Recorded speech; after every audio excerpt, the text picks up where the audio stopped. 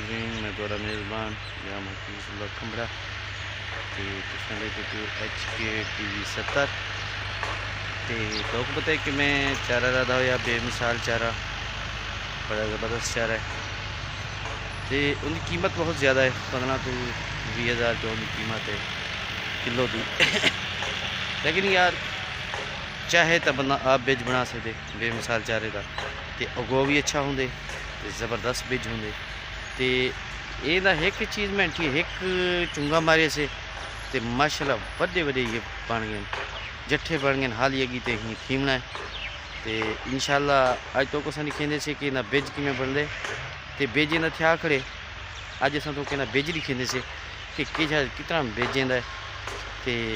कितनी तादाद एक सीटे के उत्ते कितनी तादाद के बिज होंगे ये सारा कुछ अस अज तो कुछ वीडियो दिखेंदे से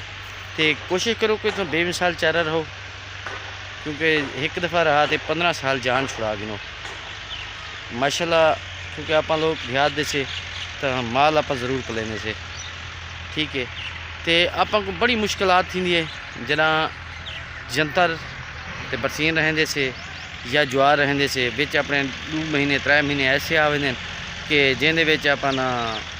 जितना घा वड्डा थींदा रहंदे उत तक अपना माल भुख मार वेंदे क्योंकि हून जाड़े माल जरा अपना ठीक सारा कमज़ोर थी वेंदे लेकिन बेमिसाल चारे नाल ये है कि कमज़ोरी कहना थी से क्योंकि अपना घा मुकसे कहना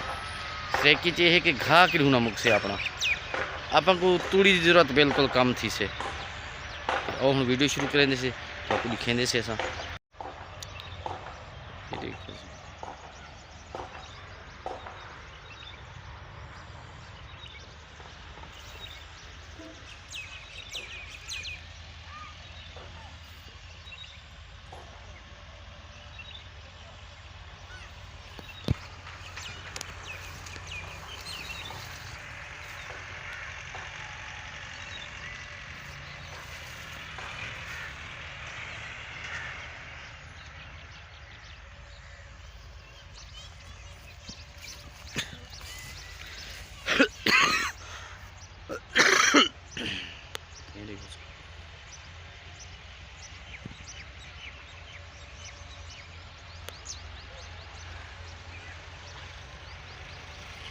बड़ी तादाद मौजूद है तो बहुत ज़्यादा है बेजे होंगे एक सीटे दे देखो ये एक सीटा है एक सीटे दे माशाल्लाह कितना बीज है जबकि मैं खुद बेज पते कितना गिदाम 2 कनाल का गिदाम तो मेरे को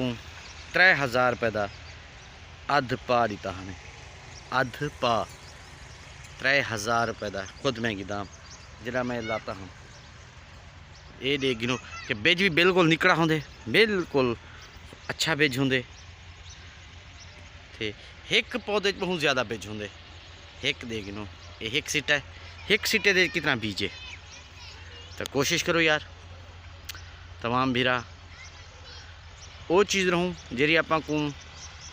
15 साल काम लेवे 15 साल अपना